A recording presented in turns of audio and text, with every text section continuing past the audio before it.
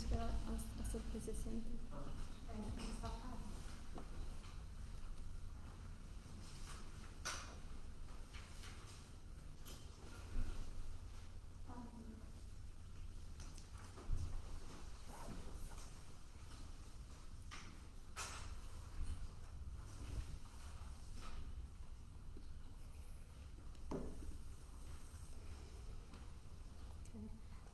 I welcome you in the name of the organizers, the Sahrawi diaspora in Germany and Die Linke Internationale, as well as our cooperation partners QP Exterior y Izquierda Unida and Podemos Berlin, a nuestra conferencia Western Sahara, A Forgotten Struggle, the EU, Germany, Morocco, and the plunder of natural resources. I'm happy to see many new and also old faces here today. And a special thanks to the Karl Liebknecht Haus for hosting our panel. In light of the rising COVID cases, I would just like you to recommend you to keep your mask on, but it's not obligatory. And then also a special and warm welcome to our guest speakers here to my left and right. Firstly, we have here Obbi Beshaya Bashir. He is the Polisario representative for the European Union. He himself was born in Western Sahara and studied then in Damascus and holds a master in conflict, peace and development and did his PhD in history at the university in Paris. In 2001, his diplomatic career started, being the representative of Western Sahara in The Hague, London, also in South Africa, Nigeria and Ghana. And now he is with us as a representative for Polisario for the EU. And here to my other side I have Jörg Tietjen. Thanks. He himself has been several times to Morocco, also for long term. For the first time in 2003, where he lived there for a year and taught at a school. And then later on for another 2 years. When he came back to Berlin, he started more journalism and working at the INAMO, a German Informatikprojekt Nahe und Mittlerer Osten. So they focused on the Middle East, and now works at Junge Welt. And just a few weeks ago, you have been to the refugee camps yourself with many other journalists, and you will tell us about the trip later on during the course of the discussion. Because our audience is so diverse, we would start with what the Western Sahara conflict even is. Maybe you can give us like a rough historic background, what we need to know to understand the context. Yeah, I hope that everybody speaks or understands a little bit English. I try to talk not too much. So the first and most important thing is maybe that the problem of Western Sahara is still a problem of decolonization. So everybody knows that decolonization was very important in the 1960s. A lot of former colonies became independent in this time, and also the United Nations played a role in this process. But Western Sahara never became independent. So it was an ancient Spanish colony. It became a Spanish colony in the 19th century, already shortly before the conference here in Berlin. And it stayed a colony till mid of the 1770s. Till 1975. The Kingdom of Morocco, which became independent in 1956, reclaimed always that Western Sahara was part of its territory. But this is not true. So it was Morocco itself which asked, for example, the International Court of Rights in The Hague to give a statement about this thesis that Western Sahara is part of Morocco, but the court in The Hague denied it in 1975, shortly before the Moroccan invasion. So already then in the 60s and till now, Western Sahara is listed by the United Nations as a non-self-government territory. So it's a territory which has no own governance. It never became independent. The Sahrawis, they never had the possibility to elect an own government or something like this at all. So the people were denied their independence. Because in 1975, shortly after the sentence by the court in The Hague, Morocco and Mauritania invaded Western Sahara after the Spanish army left the territory. It was a special situation at that time because the Moroccan king, Hassan II, he had a lot of problems. So he was a dictator, and he was well known for his brutality and so on. He was in war with the left in his country, and this time was called the Years of Plomb. So because a lot of people in Morocco suffered the regime of Hassan II. And in the 70s, there were several times there were coup, putsch. So the military and also the left tried to topple Hassan II, and so he had to do something. And what he did was he fulfilled something what the nationalists in Morocco reclaimed since a long time. So he invaded the Western Sahara, which was respected by which the nationalists reclaimed already since the 1950s. And the opportunity was very good at the time because Spain was ruled by dictator Franco at this time, but Franco died in the end of 1975. So Hassan II, he made some agreement with King Juan Carlos, who became the successor of Franco. And there was a secret deal between Spain, Mauritania, and Morocco about Western Sahara. So Morocco invaded the north and told it was a peaceful invasion. It was the Green March. Maybe all you heard about this Green March, and but it was not peaceful. So the Moroccan military arrived with bombs and grenades and so on, and so it was very cruel already at that time. And in the south, Mauritania invaded Western Sahara, and already in 1973, Frente Polisario was founded and began to fight against the Spanish colonial rule. And Frente Polisario continued to fight against the Moroccan occupation and the Mauritanian occupation. And at first, in mid of the 70s, so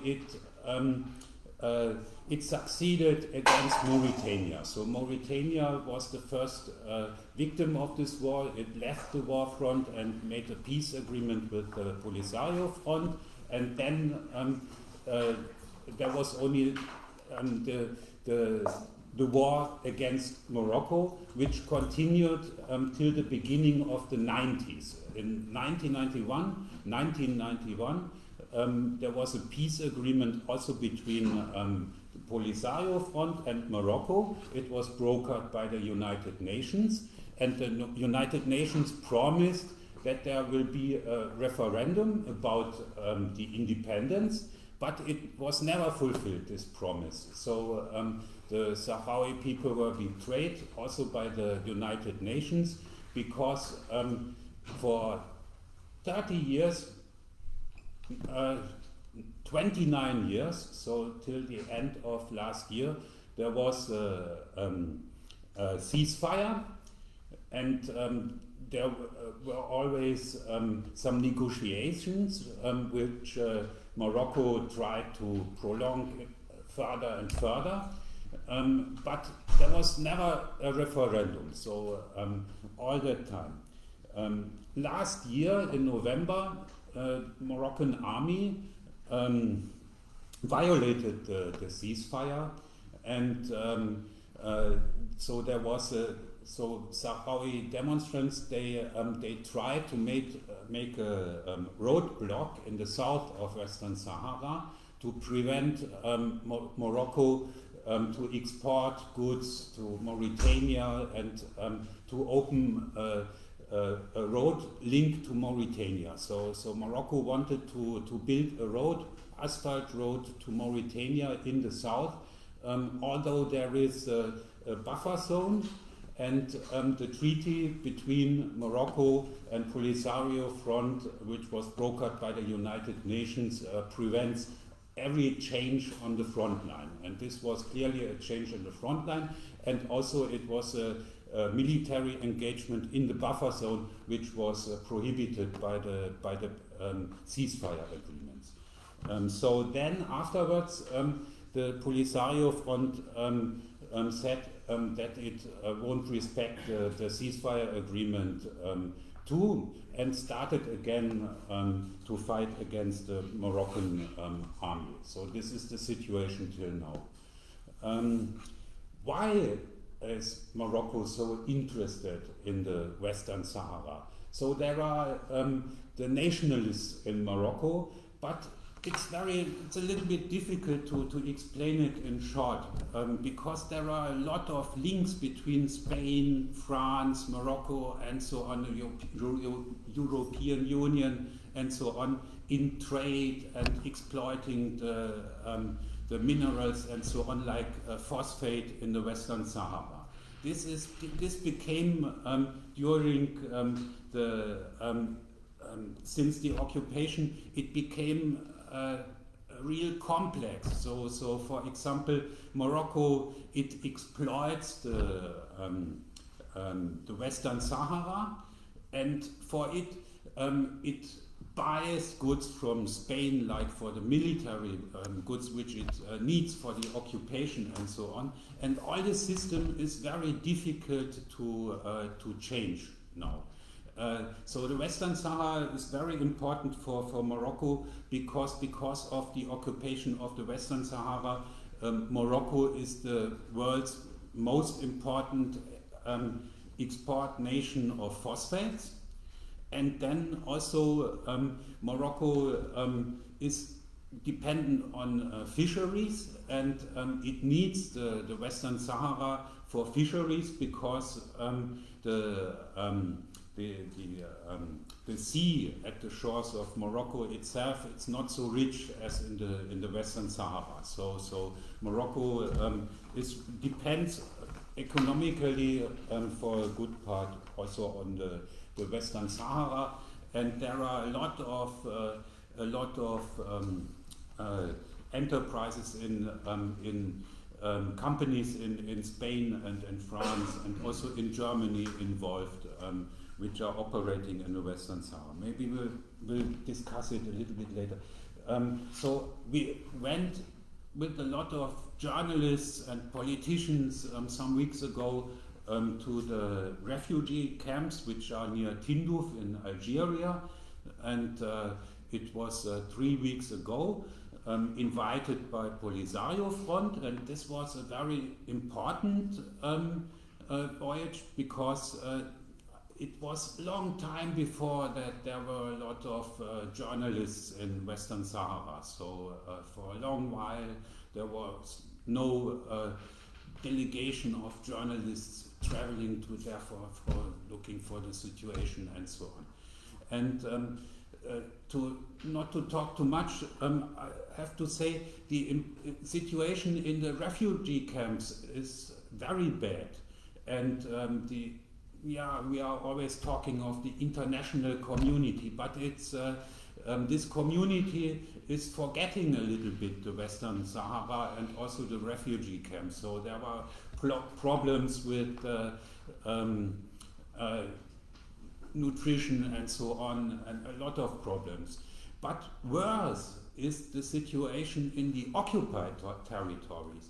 And the situation in the occupied territories is also a reason why there is the war now, because this situation is unsupportable and nobody cares about it, not the United Nations and so on. And I think this was an important reason why the Polisario Front started again to fight against the Moroccan occupation, and everybody who knows of all these problems hopes that there will be soon a solution.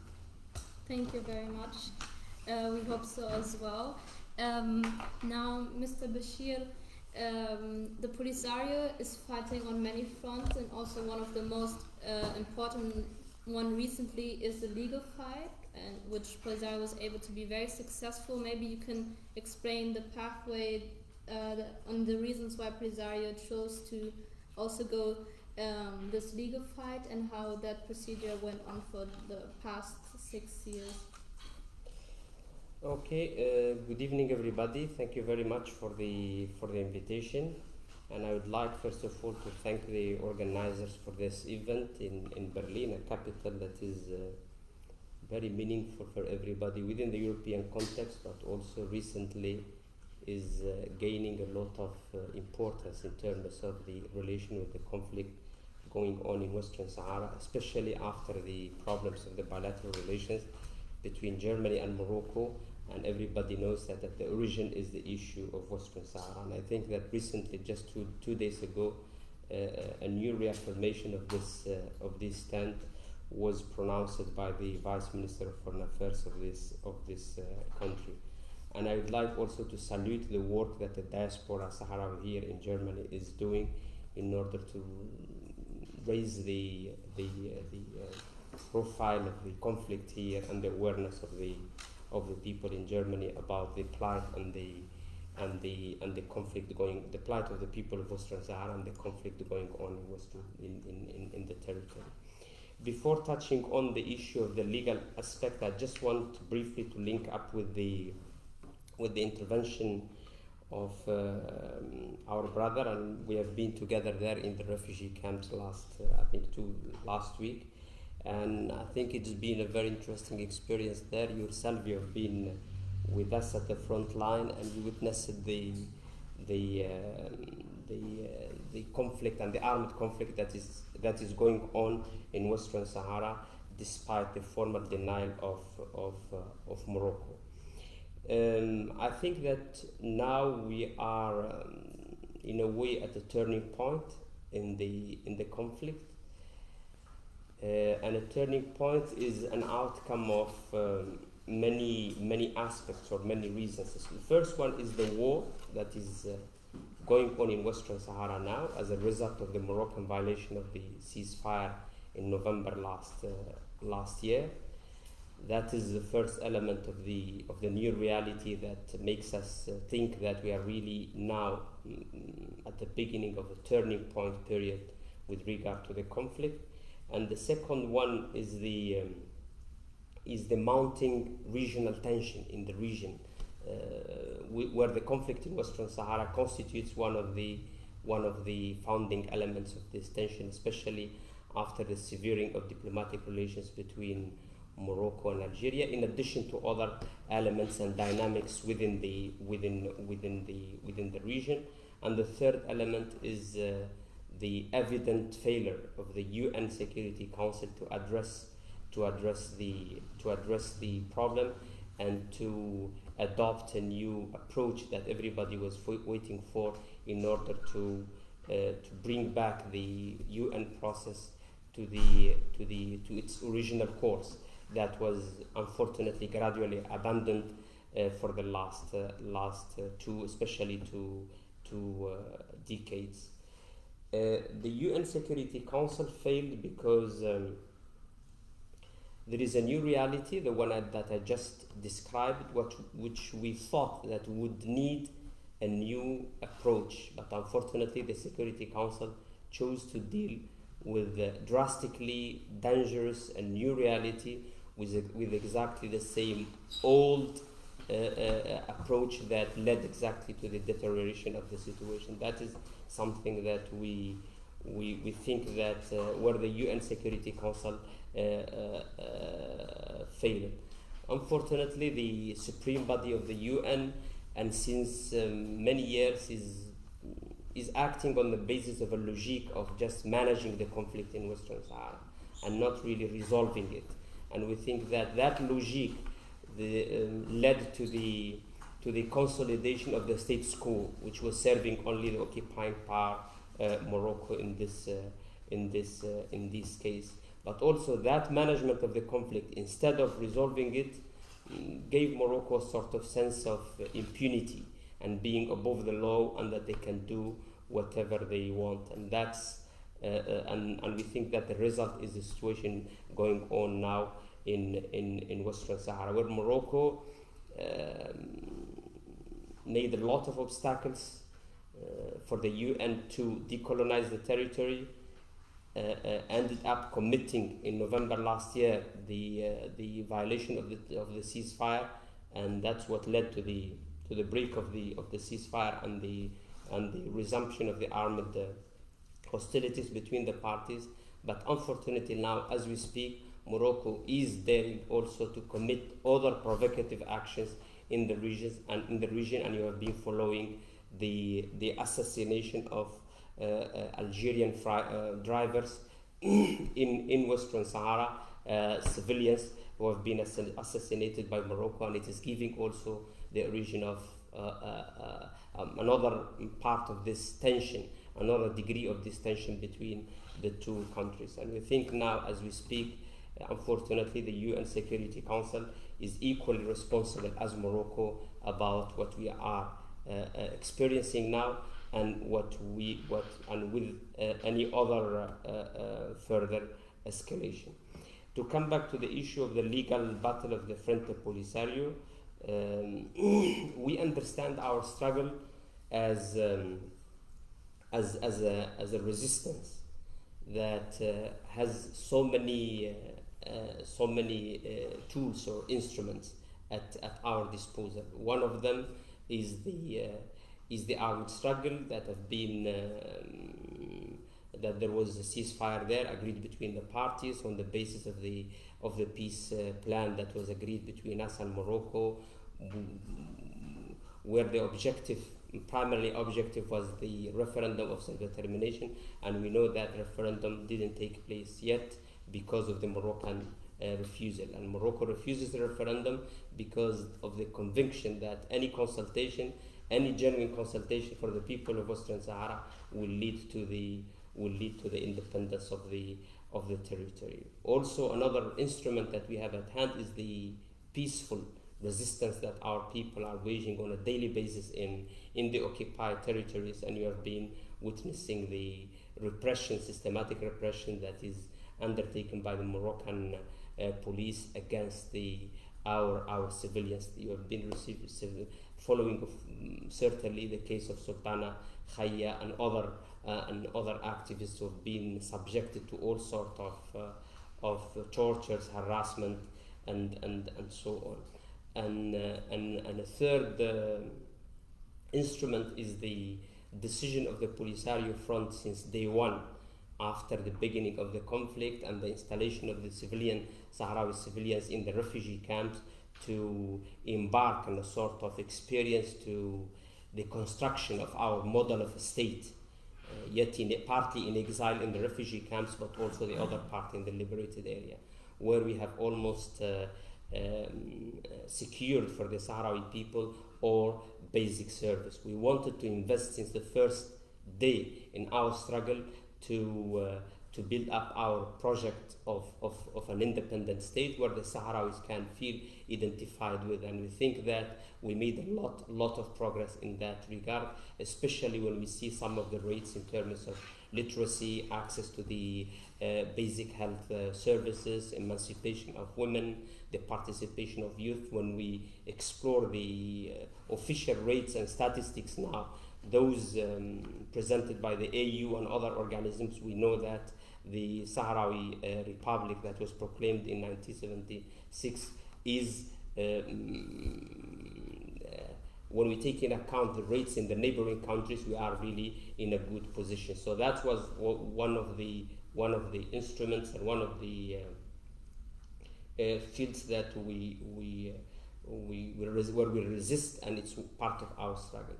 We come now to the legal, which is complementary. We have been undertaking our struggle since the beginning on the basis of law, international legality, and our right to self-determination as something recognized since 1965 by the UN, and is still the guiding element, not only for our struggle but also for the UN and international involvement in the resolution of the conflict in Western Sahara.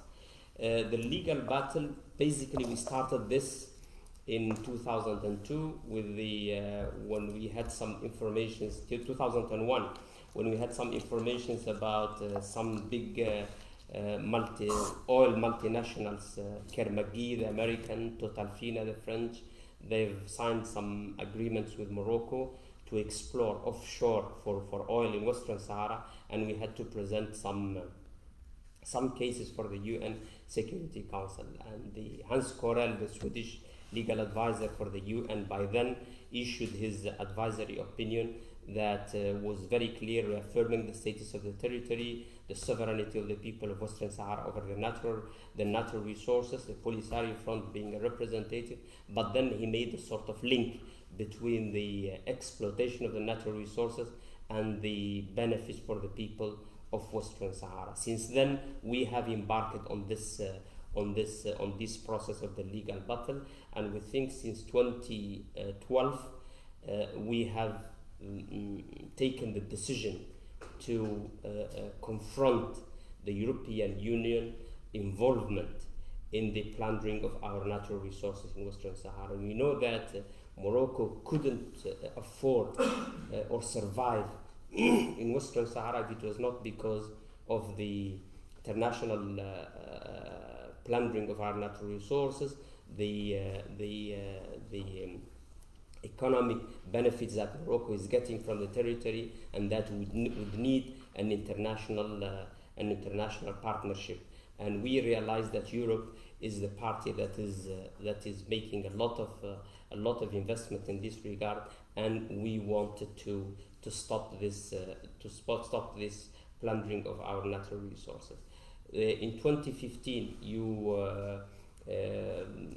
have heard about the European General Court decision to cancel those agreements which is a partnership and the agriculture products in one side and the fisheries agreement. But without going in details, the most important decision was the one issued by the European Court of Justice in December 2016, where the judges decided that the territory of Western Sahara and Morocco are two separate and distinct territories, and they reaffirmed the right of the people of Western Sahara to self-determination as the guiding principle for any resolution, for any proposal or any resolution for the conflict in Western Sahara. They also reaffirmed what is known by the UN, especially since 1979, the Polisario Front as the representative of the people of Western Sahara. But more importantly, and on the basis of which the decision of last September was adopted, is the issue of the consent of the people of Western Sahara as a precondition of any economic activity in the territory.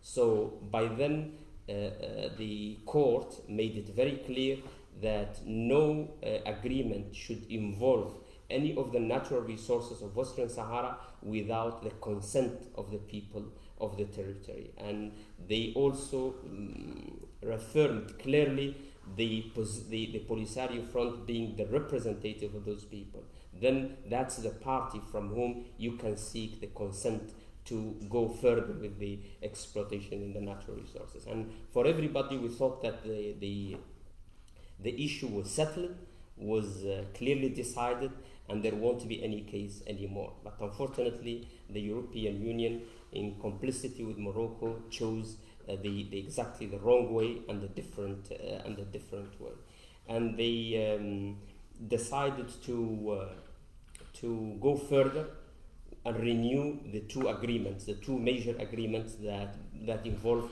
the territory in Western Sahara. Because in 2016, the judges, the Polisario Front has no case to challenge the accords because Western Sahara was not concerned. That was the interpretation that the judges made by then, because there was no any explicit reference to the territory of Western Sahara in those agreements. It was just between the European Union and the Kingdom of Morocco. And the judge said, for us, it's only Morocco in its internationally recognized borders, and Western Sahara shouldn't be involved. When the European Union and Morocco decided to renew those agreements in 2019, in January 2019, they made it by the invention for a mechanism called the extension of the application of the agreements to the territory of Western Sahara. So this time around, the reference to Western Sahara was explicit. So there is a strong basis for the Polisario now to challenge those agreements. And that's where we introduced the appeals in April 2019 against the partnership and the agricultural product, and in June 2019 against the fisheries agreement. And it was a very long process. We did that involved the submission of writings and the responding to the judge on any points, and then we had the public audience in March of this year, where the parties, the image, in a way, it was very, very interesting to see the Polisario Front, the people of Western Sahara, National Movement of Liberation, almost alone, fighting against all those giants on the other side. The Council of the European Union, the Commission, France, Spain, and Morocco. They have unlimited resources, the possibility to, the lobbies that they have, the possibility to pay the best lawyers, and all the machinery that they have at their disposal, while only the Polisario Front relying on the strength of its legal right and its legal case. And during that public audience, it was obvious for everybody that all of them failed to convince the judges that the renewal of the agreement has in any way respected the decision of the European Court of Justice of 2016, especially when it comes to the issue of the consent of the people of Western Sahara. And then you all have heard about the decision that was taken by the European Court of Justice, European General Court of Justice in September the 29th, and I think that it is very important. It is extremely important in the way that has reaffirmed the positive points that we have already had in 2016, but also added more ones that are even more important. Because by 2016 there was, because of the nature of the case by then, the judge didn't find any necessity to take sharp decision on many issues, and there was a sort of a gray zone that was left by the judge by then, and now that was largely enlightened and cleared by the decision of September the 29th. So the elements of the status of the territory of Western Sahara as distinct and separate from Morocco was reaffirmed.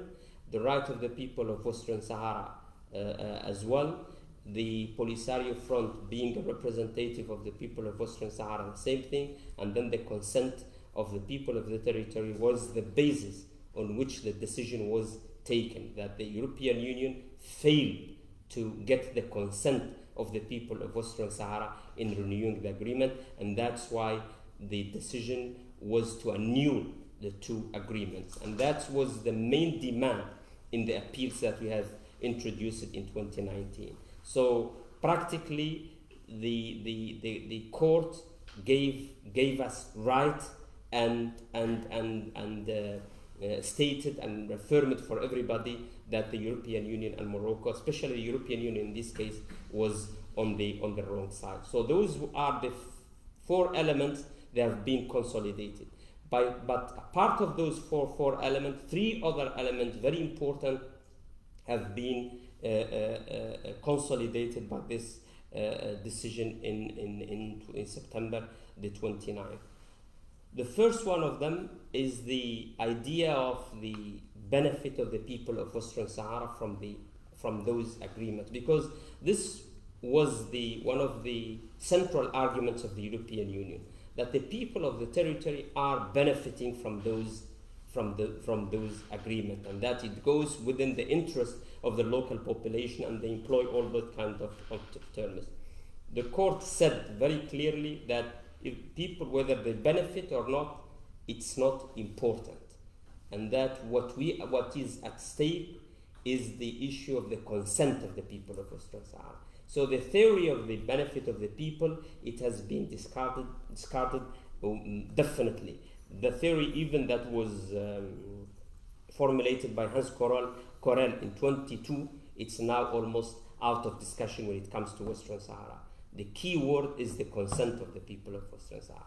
And the second element is with regard to the issue of the process of consultation, because the Commission was insisting in all its writing that it has decided to send to sort of expeditions to the territory to engage in consultation with the local people in Western Sahara in order to get their consent. And for the Commission, the process of the consultations with the local population, that was a way of getting the consent of the people of Western Sahara. The General Court said it very clearly, that consultation has nothing to do with getting the genuine and original consent of the people of Western Sahara. And when we employ the term of genuine and original consent of the people of Western Sahara, there is a direct reference to the right of self-determination within the international law and the decolonization process.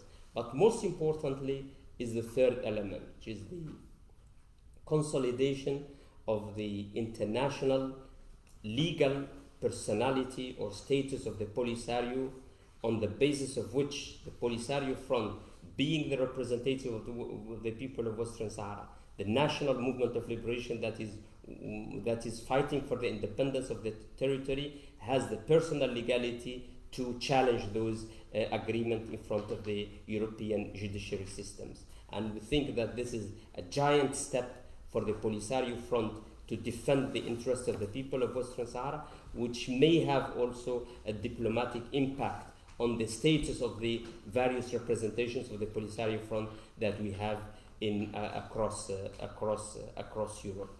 So those are basically the most. This is the decision that was taken on September the 29th, and everybody is waiting for the reaction of the European Union now, whether they will this time around respect the ruling of their own Court of Justice, or they will still introduce another appeal against this decision just to please or to serve a very narrow interests with Morocco. We think that we are receiving some reports that unfortunately the European Union may go for a new appeal. There is no decision taken yet, but that's the sense that everybody is having, and we think that it will have a very negative impact on the international image of Europe, a union that is claiming to be respectful to the law and abiding by the law and respectful to the international legality, so is violating its own decisions. So we think that there is a wrong message that will be projected internationally about the European Union. But also it would have a very negative impact on the political process going on in Western Sahara, because some of the arguments that the European leaders would say, and we have heard about this many times, that the agreements have only economic impact and they have no any political connotation, which is totally wrong. And we know that Morocco, the violation of the European Court of Justice decision in 2016 constituted one of the elements that encouraged Morocco in its policy almost to defy the international community and to get this sense of impunity. Because if the European Union is ready to violate its own decisions just to please Morocco, so that's really the message that the Moroccans are having. If they do it once again within the context that I have just explained, and he also explained very well, that will be a wrong signal sent to Morocco, and that will be interpreted in Rabat as a green light to go further in its policy to defy the international legality, but also to push the region in another situation of escalation. So this is, and by this act, the European Union will have a large responsibility about this escalation of the conflict in Western Sahara and in the region. And we think that Europe should think twice before adopting such a stand, because a war in the region, it's exactly at the doors of Europe, and Europe cannot afford of committing such a mistake. So this is basically what I wanted to share with you, and then maybe in the question response session we would have more time to speak about other points. Thank you very much. Thank you very much.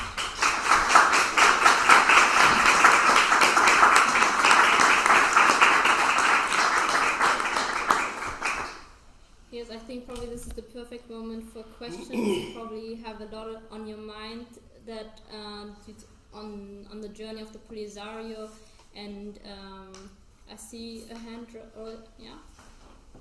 It's not a question, but before the questions, thanks everyone for giving your contact details.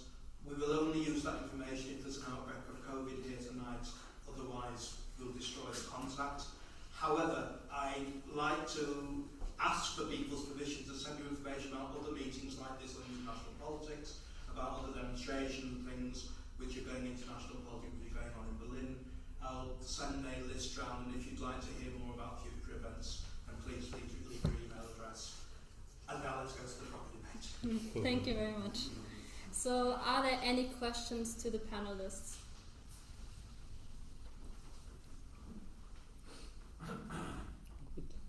Have one question. Yes.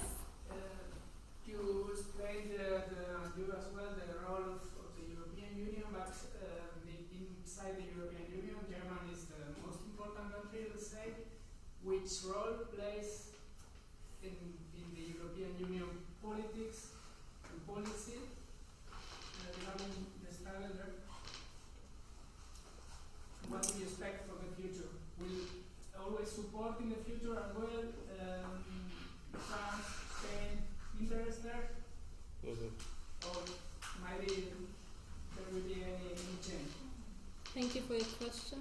Yeah, I think with regard to Germany, of course, is one, if it is not the major driving force within the European Union.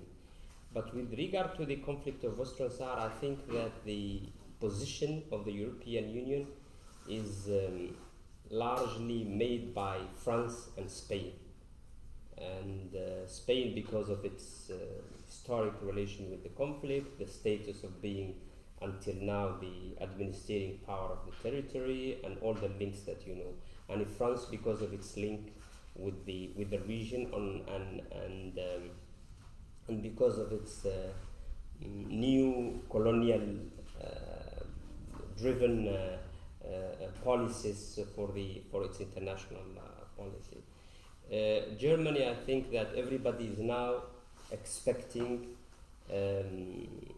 a clear stand now from Berlin in relation with the appeal that the European Union is going to introduce probably against the decision of the General Court.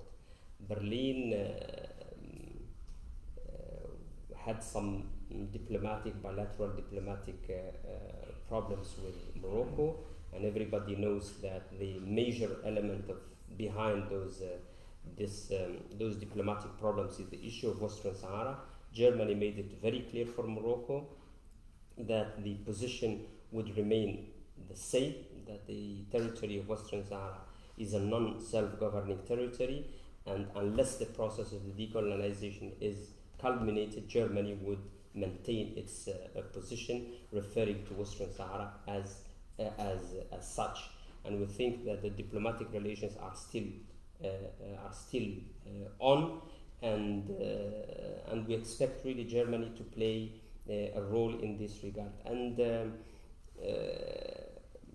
at the end of the day, we are not really asking Germany, not asking even Spain or to directly support the Polisario Front in its objective to get, in its aim to get an independent state in Western Sahara. All what we want is the support to the international law and the decolonization process and the referendum of self-determination.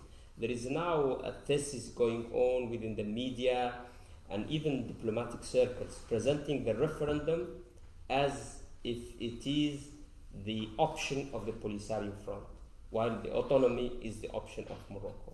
And this is totally wrong, because the option of the Polisario Front is straight to the independence of the territory. And that's why we proclaim the Sahrawi Republic as an independent state. And our objective and our option is the independence of the total territory of Western Sahara. While the Moroccan option was and is still the occupation of the entire territory. The referendum is the option in between the two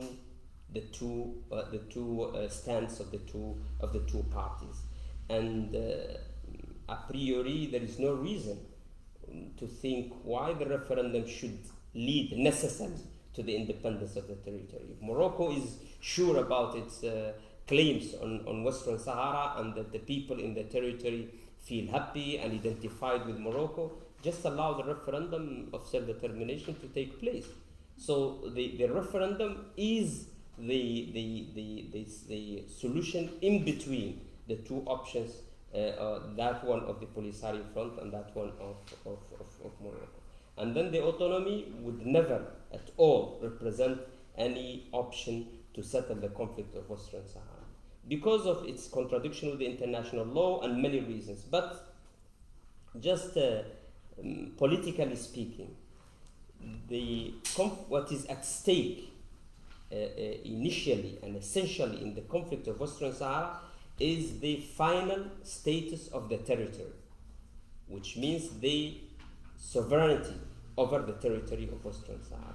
The autonomy decides this in favor of Morocco prior to any consultation to the Polisario, to the people of Western Sahara.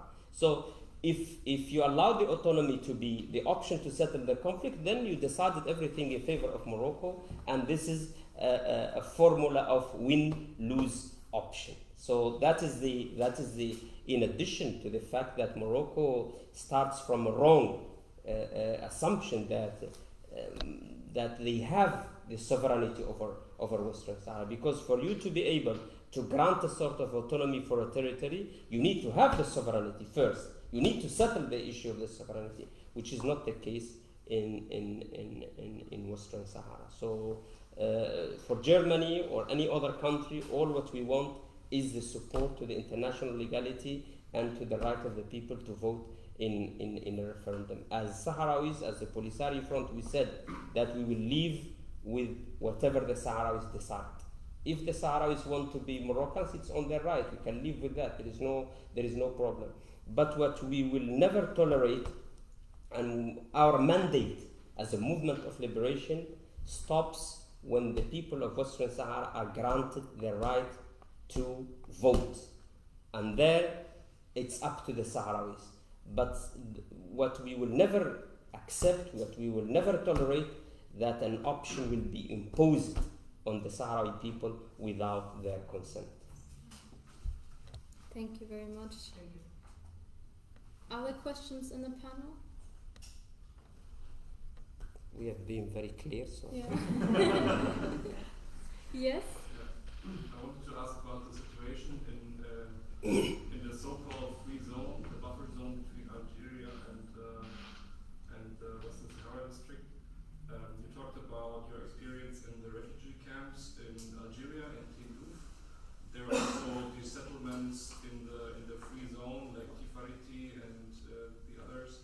What are the differences in the situation between those two places, and also in terms of infrastructure and options that you have there to organize the people, the state that you want to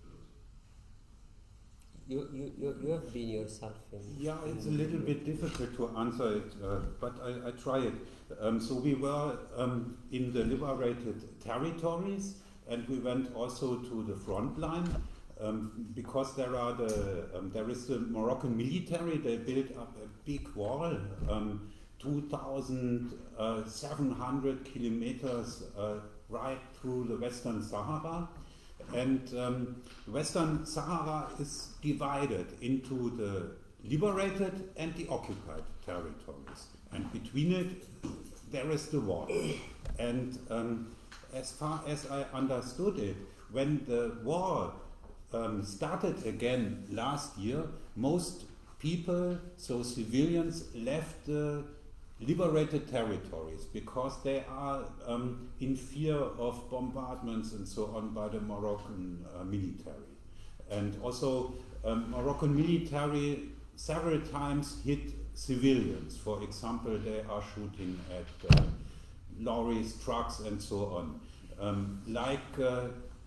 Last weekend, so you already mentioned it, they hit, maybe it's not 100% verifiable, but the Algerian president said that Moroccan military hit by a drone strike 3 Algerian trucks on the way to Algeria.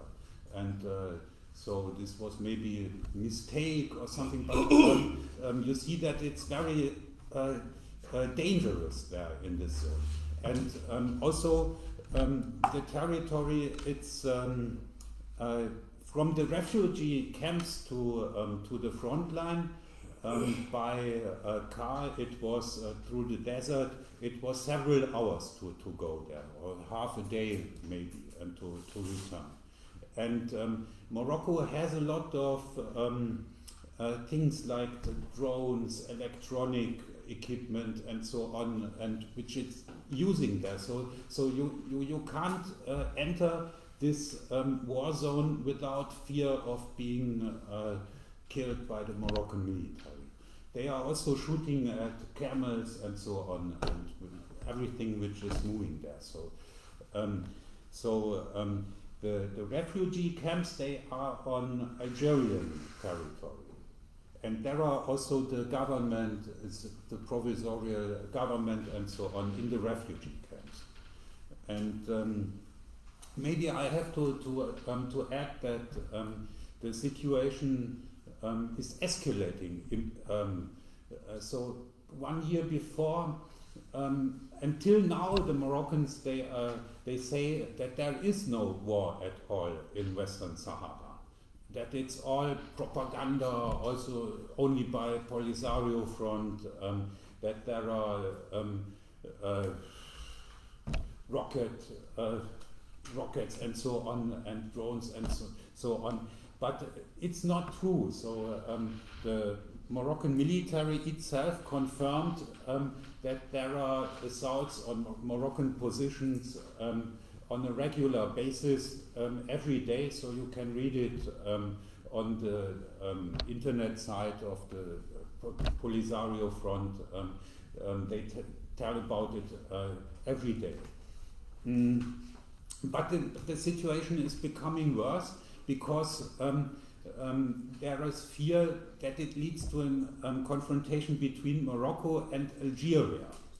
So already before the war between Polisario and Morocco started, there was a war in the beginning of the 60s, right after Algerian independence, between Morocco and Algeria, because the Moroccan nationalists, they are not only reclaiming Western Sahara, but also other territories, like in Algeria, the whole of Mauritania, part of Spain, and so on. And until now, you will find these theses of the Greater Morocco in the Moroccan press, not international press, but local press, and so on. There are a lot of articles by these nationalists. And after the war continued last year in November, so Morocco made a lot of things. So it was, I guess you have heard about the Trump tweet. So Morocco made a deal with the United States and Israel. The United States said, so we recognize the occupation of Western Sahara, and the autonomy planned by Morocco is the only feasible plan for Western Sahara.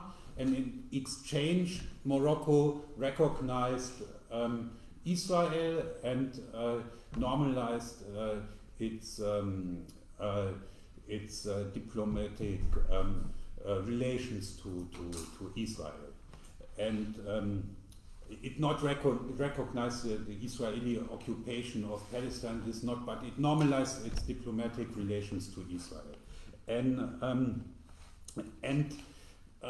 afterwards, Morocco had at first a problem with Germany, because the German ambassador to the United Nations, he called the Security Council and gave a speech where he underlined that Western Sahara is not Moroccan territory, and he is behind the United Nations in the case of Western Sahara. And Morocco tried to blackmail Germany. And afterwards it tried to blackmail Spain because of Brahim Rali, the president of Western Sahara, who became very ill because of COVID, and he was granted treatment in Spain, and Morocco went really mad about this. So it made a lot of things against Germany and then Spain. So it was really crazy. And afterwards, then in summer, there was also the conflict growing between Morocco and Algeria. And there was, maybe you heard also about this scandal. It was a big scandal, and it's still going on about the Pegasus software. So Morocco was one of the countries who used this Israeli software to spy on journalists and other people. And not only on local journalists in Morocco itself, but also in France, a lot of journalists, in other countries. And not only journalists in France, but also the French government, the government of Algeria, and so on. And so this became a very big scandal.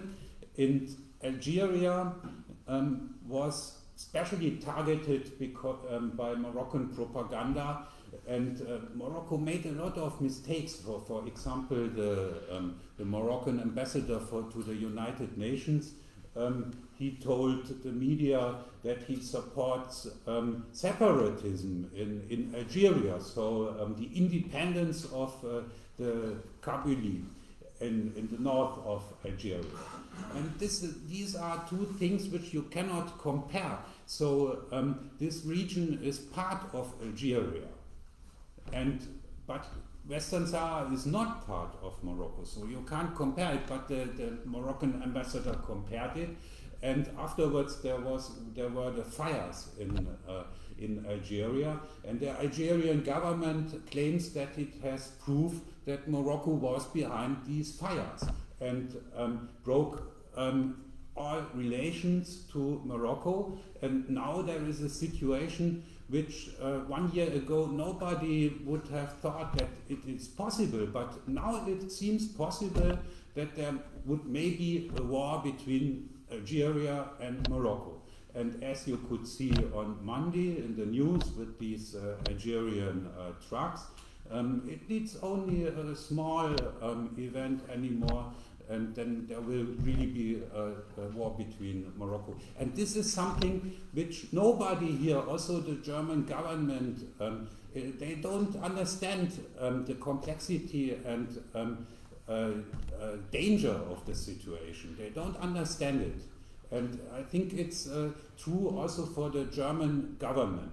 The German government, it was also always hiding behind the French. So Morocco and everything in the Maghreb, it was French territory, and they did not a lot about it. But now they have seen that they are also targeted by only a speech, it's enough, and then they become targeted by the Moroccan government, which went crazy. And this changes a lot the situation. And yeah.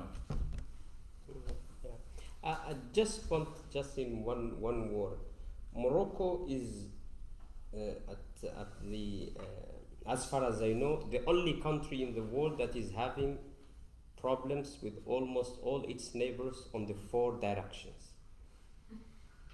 With the north with Spain, the east with Algeria, the south is occupying Western Sahara, and the west with the Canal Islands and the delimitation of waters and all of that. So that's something unique only for Morocco in the world as we speak today. Yeah, you also mentioned something in the beginning of the contribution about the wall dividing the Western Sahara, and being in Berlin and with the German history in mind.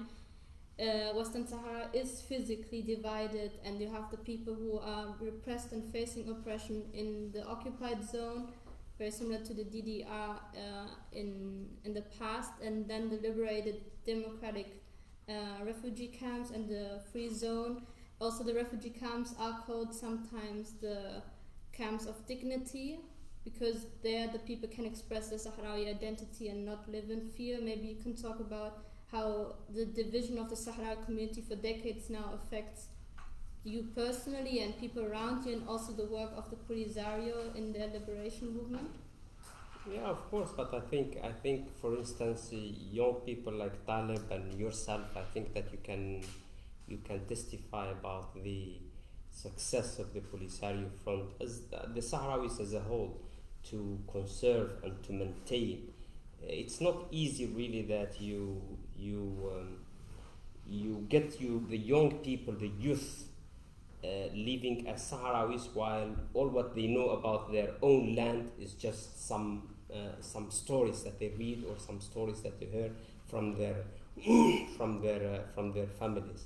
And I think that the drama of the people in Western Sahara, of course, the wall is the physical line of separation between two communities, the one that stayed under occupation and the one that flew the bombardments on the occupation and was granted refuge in the around the Algerian city of Tindouf. But I think that parallelly the two parts are embarked in on the basis of the conditions, because on the occupied area you have the occupation with all its heavy problems that they impose on the people of Western Sahara, many things, especially in terms of the police presence, the apparatus of repression everywhere, the administrative discrimination even against the Sahrawi people to serve this ongoing project to change the demographic reality in Western Sahara for the event of a referendum or whatever. But on the other side, the Sahrawi people in the refugee camps that are embarked on this national project, at the same time to maintain the resistance, but also to consolidate the project that they have for their own state. And what really for me as now, as a Sahrawi cadres or leaders, I think the challenge that we have is to maintain this rhythm of the struggle with the coming generations. And I think that we are satisfied with the way in which the youth are even at the vanguard now, more than the old people, for this fight for the independence. And you see that the people who have been maybe offered or got better conditions for the life here in Europe, those better conditions, they have been used by them to serve their cause and not really to abandon or to forget the plight of their people. And I think that this is really an element that is very important for us, that encourage the Sahrawi people as a whole in this process of liberation. But I think the young people here can still testify about this, how they can live this experience that was lived in the refugee camps, far from their homeland, but still alive within their families and within their daily rhythm of life. Thank you. May one of the Sahrawi youth stand up and tell a little bit about it?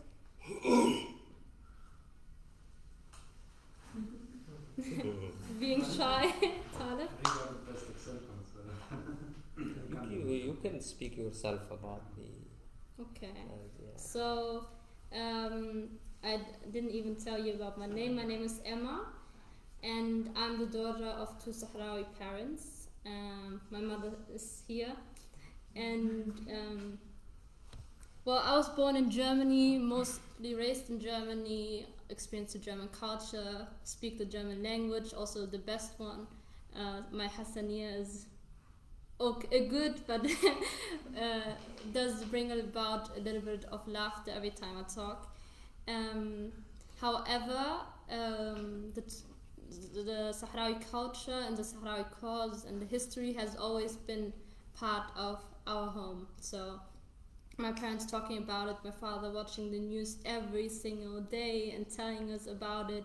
If I googled Western Sahara, I would see pictures of people having been tortured and showing their marks, and has been like all the time present. And of course we then traveled also regularly to the refugee camps, as many Sahrawis from the diaspora who have families there.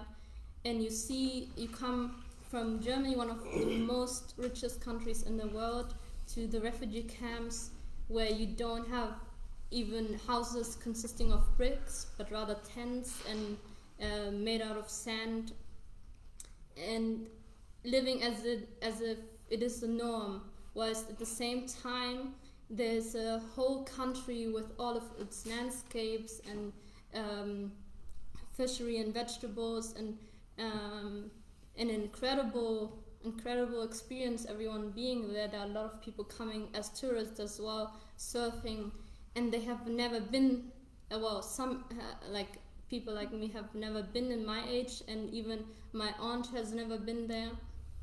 And it's only the stories of our grandparents or our parents having been there as when they were 17 or even younger. And I had the luck to be there once in 2008. We drove all the way from northern Germany to Spain and then took a boat to Morocco and crossed then the whole of Morocco to Western Sahara. And I'm very thankful that I've been there to see by my own eyes that the story that I was told is true. And I think that only pushed us more in our cause and hoping for liberation and freedom and just the basic rights that everyone should deserve as a human being all around the world. And it is the European Union directly supporting all the oppression, all the exploitation. They are committing the crimes themselves. It's just over someone, over a mediator, just like someone taking over the dirty task, but you are the one, you are just as guilty. So I don't think that you can forget about the stories of your parents and just continue living if you know about all of this. Yeah. Yes?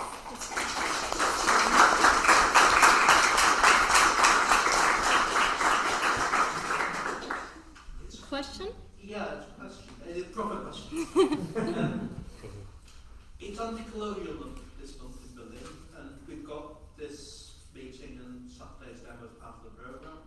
But to be honest, even activists in Berlin don't know about Western Sahara. They know about Palestine, they know about Kurdistan, they know about all sorts of things. And the biggest problem I think we've got is we see the EU's involved, we see Germany's involved, we see we're living here and we need to put pressures on the governments. And the biggest problem is letting people know what's going on. And just what can we do? We could talk to people in the diaspora, and we should, but what can we do to get wider people involved? It seems to be a real problem. Yes, thank you for your question. Just a direct hands-on example is Saturday we are having a big demonstration at the Brandenburger Gate, and we will be walking out together to the Reichstag, demonstrating for the liberation and freedom of Western Sahara. So there you have a very easy way to contribute to the solution. But I also have here a Polisario representative who I think from experience can tell us what really is powerful. And I think the problem is a media problem. So basically, and it goes not only for the issue of Western Sahara, but for many other issues. Like in Spain, for instance, where the issue is largely treated and is relatively present, but sometimes you see that the lobbies, they want to silence any stories on the issue of Western Sahara. Like for instance, there is a systematic blackout on the issue of Western Sahara. Although there is an interest from specific journalists, we know about an expedition of around 10 French media that went to Western Sahara, and none of them wrote even a single word when they came back to Paris, and it was because of a decision of those different media. So it's a story of the media, but of course you have the alternative media now, the social media, which makes of an individual sitting at home, almost a very good player in terms of making the news and passing the message through. And that's where I think that the youth, the Sahara youth, but also their friends and the solidarity people can make a significant role in this regard. Last 2 weeks ago, we have been in Western Sahara together with around 47 journalists. The main concern why we invited those journalists was the fact that a year of a war going on in Western Sahara and almost nobody speaking about it. People are killed on a daily basis and nobody is reporting anything about what's going on.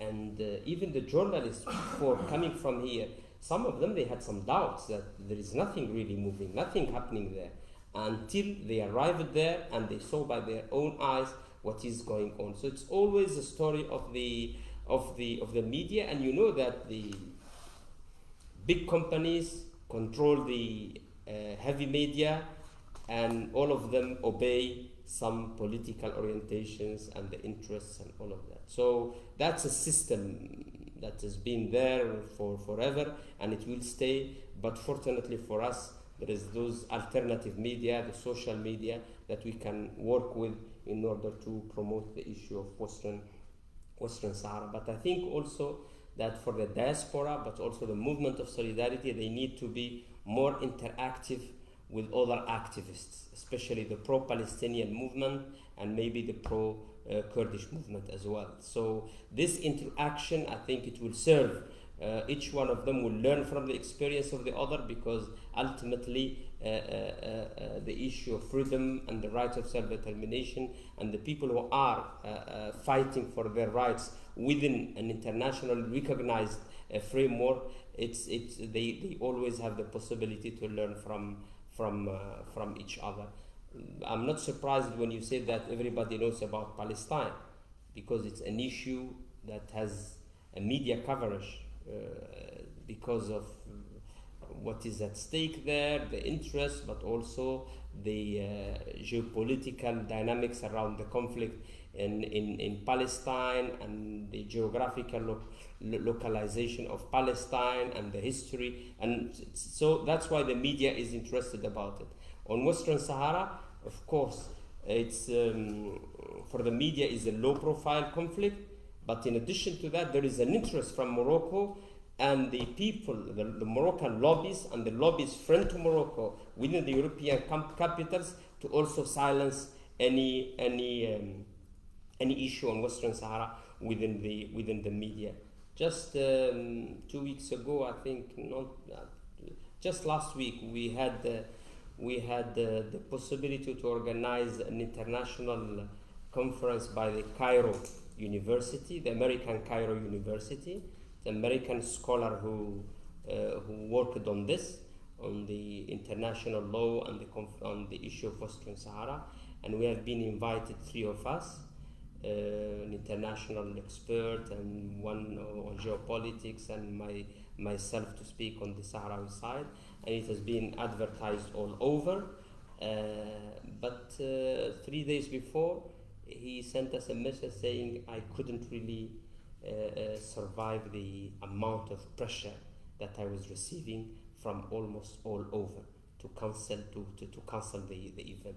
And finally he ended up cancelling the conference just because of the pressure that is. And this is an American Cairo University, and he's an American scholar. So this is just to give you the sense of the pressure that everybody is. So I think that the activists would have a double responsibility in this regard, to bring the voice of the people of Western Sahara, to challenge those that they want to continue to dominate the people and select what they have to listen to and what they shouldn't listen to according to their own agenda. I have 2 questions. The first one, we know that one of the closest friends of the Moroccan royal family was Juan Carlos de Bourbon, so the Spanish royal family, the previous king. My question is now, what's the role of the current king, of Felipe VI, if there is still a close friendship between them, between the Spanish and the Moroccan royal family, and what is the role at a diplomatic level, and also in these agreements and this topic? If there is now a role of the Spanish royal family. And second, does the Spanish government recognize the citizenship of the people who are born now in the Sahrawi refugee camps or at the Haus, or the citizenship is not recognized? This is one question. And if there is any special claim of the Polisario on this topic. No, about the actual king of Spain, I'll just say that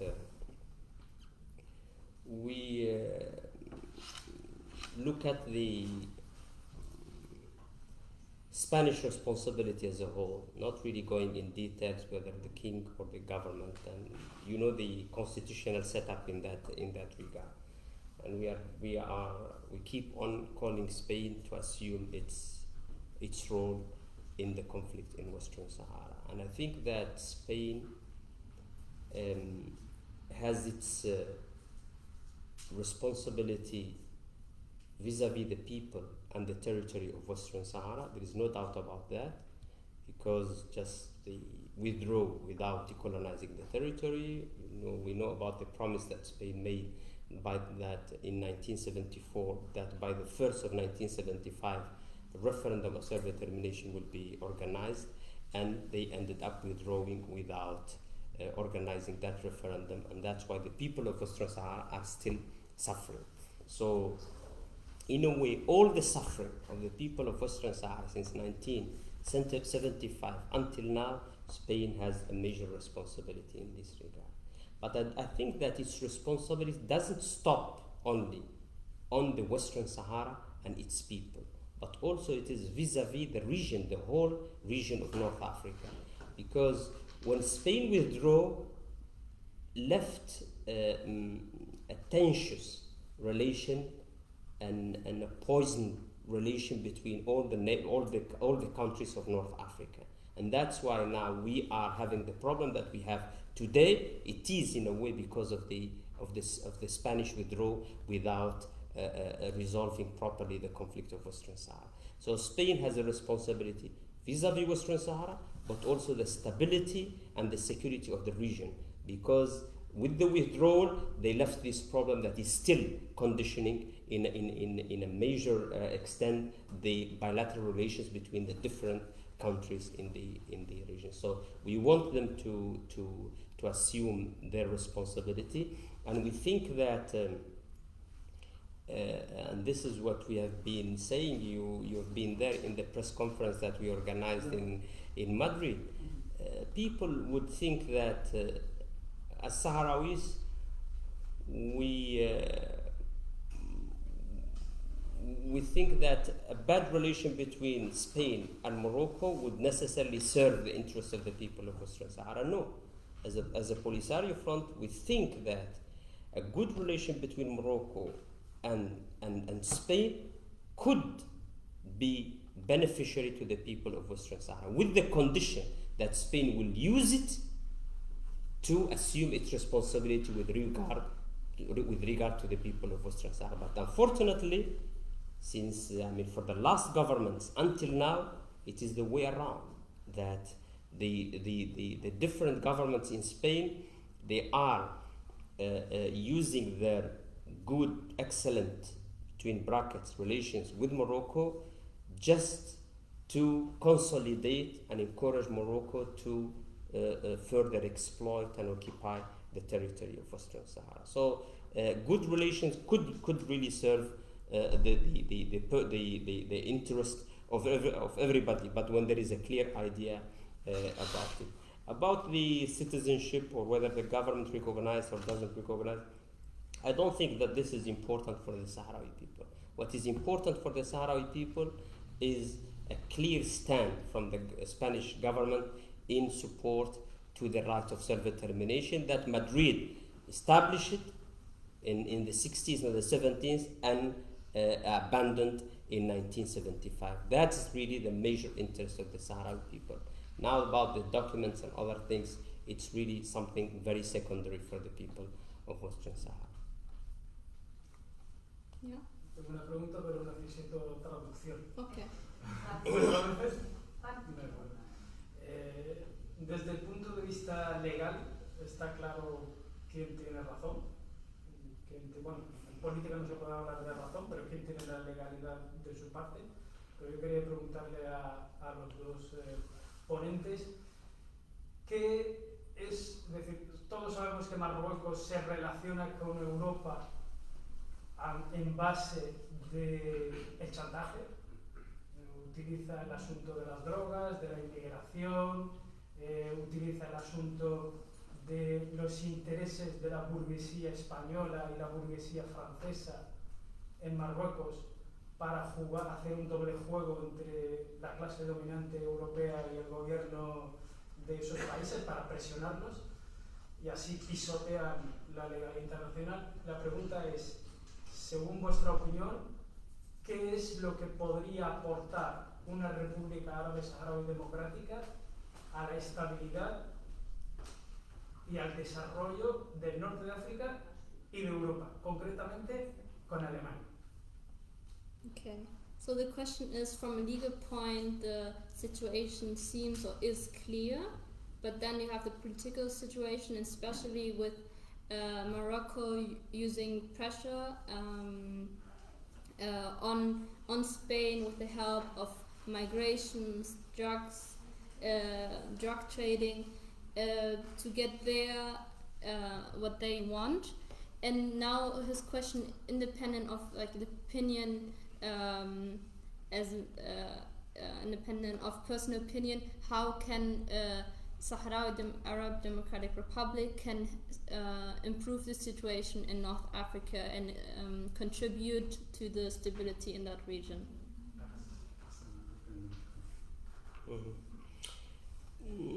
I think that the Sahara Republic so far is playing a significant role in terms of granting the stability and the security in the region.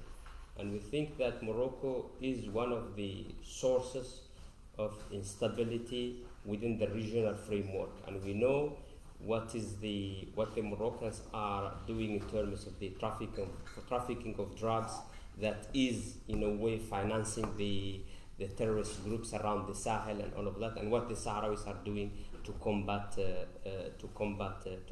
this. But so our role in terms of assuming our responsibility with regard to the whole of the region, we have already started doing something in that regard, while still in the whole of the process of liberation. But I think that an independent Western Sahara would of course be the legal response for the issue that is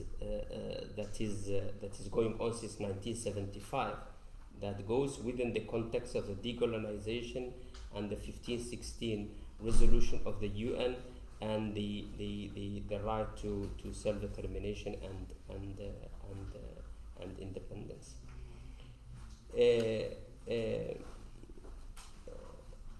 So that is from the legal point of view. But from the geopolitical point of view, the only impediment for stability in the region is the continuous occupation of Western Sahara. The whole region, with Mauritania, with Algeria, with Spain, all those relations still dependent on the outcome of the conflict of Western Sahara. And we think that an independent state in Western Sahara would serve to create an environment of stability and the security of the region. And we think that in terms of the Moroccan claims and the appetite for Morocco to go always beyond the internationally recognized borders, think that an independent state in Western Sahara will once for all solve the issue of the Moroccan expansionism that is always, that there is a potential of this all the time and will continue and it depends always on the internal dynamics of Morocco, whether they activate it or not. With Algeria, you know the claims. With Spain, everybody knows that Morocco is now busy with the issue of Western Sahara, but the next step will be towards the north and even to the east, to the western part with the Canal Islands. With Mauritania, the claims are there and they are present all the time in the official narratives of the Moroccan officials and all of that. So independent state in Western Sahara will finally settle this issue with Mauritania. So the independence is a necessity because of the justice. It's a just outcome that is responding to the international law and the international legality, but also in geopolitics, it's something very important to grant a condition for the stability within North Africa as a whole. And I think that North Africa is a region very important for Europe and very important for Germany. Now, one of the giant projects of a German company, Siemens, is going on in the occupied part of Western Sahara. But this project wouldn't prosper, wouldn't have really a solid basis unless there is an independent state of Western Sahara. Because now if the Europeans, they go to an appeal, we have to wait for 9 months or a year, but then there won't be any legal framework for Siemens to continue operating in Western Sahara. With an independent state, you have the environment, the good environment for the investment, not only for Germany, but also for the rest of the European countries within a very well established context that would lead to the stability and the prosperity of the region. And with this, I would also say something about the people of Morocco. And I think that Sahrawis, we have no at all any problem with the people of Morocco. And we think that both of us, we have been victims of the regime, the dominating regime in Morocco. All the Moroccans now, and you know the statistics, the statistics going on about the rate of literacy, the education, the access to the health systems, and all of that. You know that Morocco is on the human development rate is one of the worst countries in the world.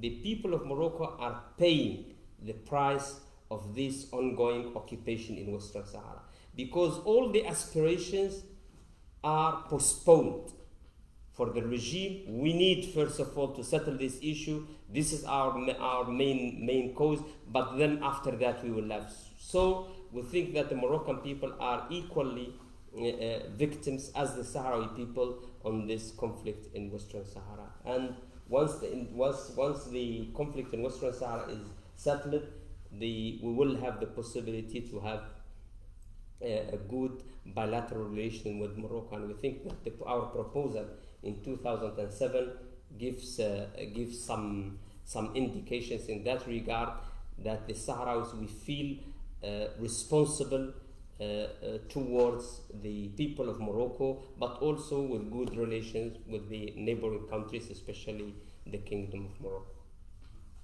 Thank you. We have another question from the panel.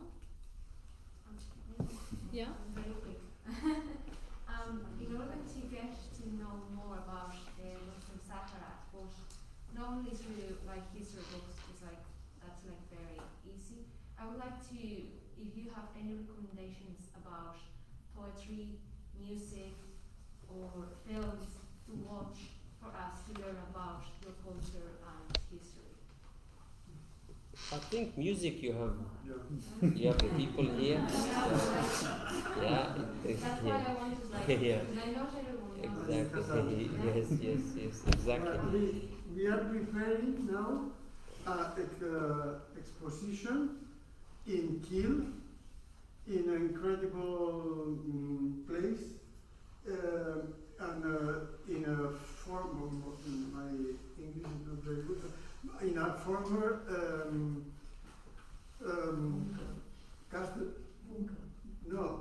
the bunker, we are in a former bunker, Flanders bunker.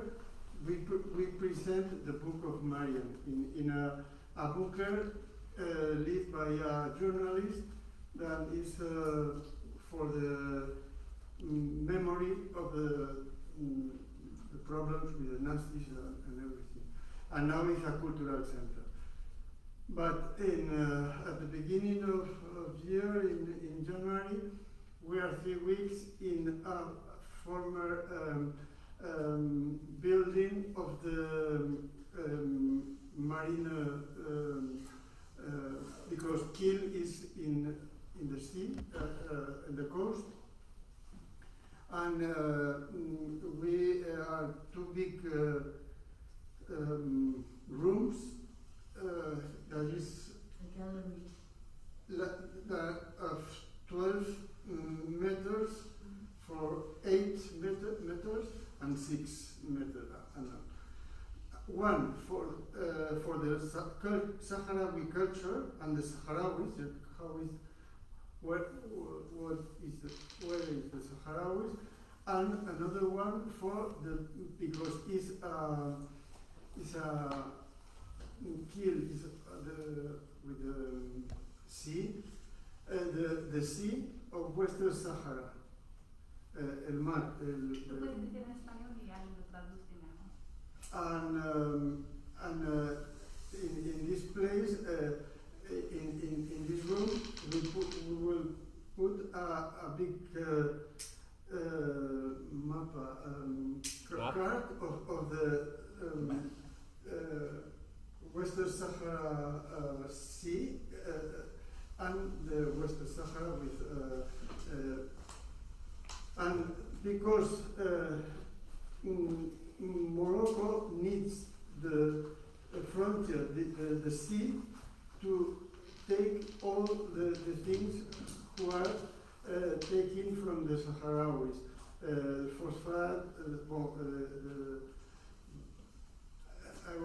and we are preparing for 2 years because with the COVID, that was and was in this region that you are talking about, the West Sahara. The culture is very, very important and very different than the Moroccan culture, even than the Algerian. Some parts are the same, but and it's very important and it's very, very interesting. And so we have released my company a lot of some records and in YouTube there is a lot of music and artists, but the same was what Marian was 10 years with breast cancer, and I was preparing the concert when he must say me all the dates for the medicine, for the different things, and in between we do the concerts and the meal. But everything is in this exposition will be. But this will be exactly where you said? Kiel. Kiel. In here. It's in north of Okay, Germany. okay. Yeah. Mhm. It's northern Germany and is on the sea. It's the more important port where the Nazis take all the military forces to the North Europe. And it will last for how many? It will last for how many days or weeks? Yeah, it's from 8th of January till 23. Okay. And you have information on it, or? Yes. Sorry. I can see. No, I see. So there is something like this. Ah, this is nice. Wow. And this is a freak, traditional freak. Yeah, group of tents. And this is 6 meters long. Wow. And there is different Sahrawis that you know. And another one is in the middle. In the middle of the another place is the Mapa, the Sahara, with the ships taking the things, and with the octopus sold by Lidl or things like this. And well, it's very interesting. And I like to make a question about this. Is one of the things when I prepared, we prepared the exposition, was to know that there was near La Buena,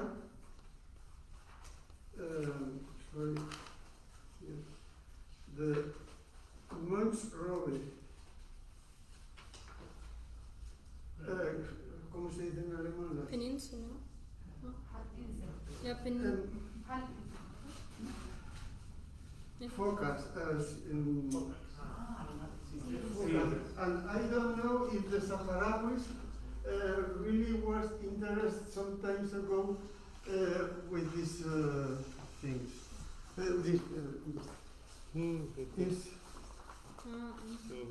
Is here La Güera, and in this part there is una colonia de focas que ya ha desaparecido en el Mediterráneo, ya no hay más focas. Pero aquí sí que existen. Aquí existen. Sí. Y entonces yo nunca he sabido, porque aquí había puesto que los saharauis nunca se interesaron por las focas, pero Sasi dice que eso está muy feo y no voy a ponerlo.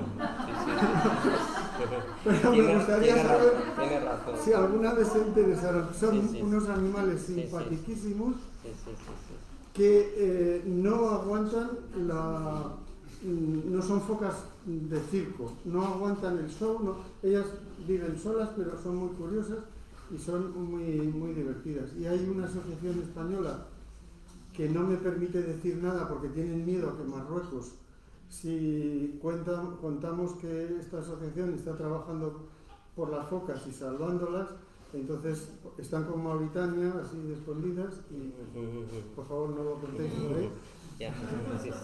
Pero los animalitos son preciosos. For those who don't speak Spanish, it's about robs, I think it's in English, robs.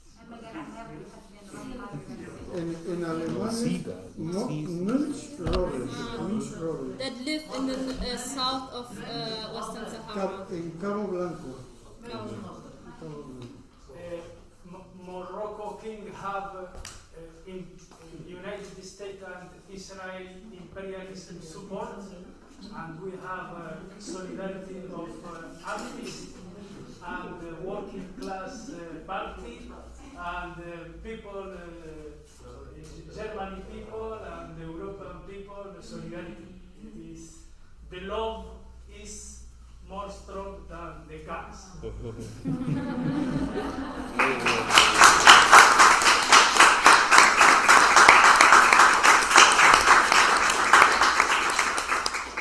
And shortly to your question, if you want to experience live Sahrawi music, on Saturday we will also be hosting a Sahrawi band and a Sahrawi rapper. So you can come around at 1 p.m. to 6 p.m. and we'll be having music and speeches. If you want to join, if you want information on the exhibition, just come directly to you, I guess, right? For information on the exhibition, and if you want to know more about the demonstration tomorrow, you can come up to any Sahrawi or person in solidarity, they know about it. Yeah. Okay. So I think it's time to close the panel. Thank you very much for your attention and being such an active and engaging audience. Thank you also to our two guest speakers for coming all this way from Brussels, right? Mm-hmm. And from right around the corner in Berlin. And we hope to see you on Saturday and have a nice evening. Thank you.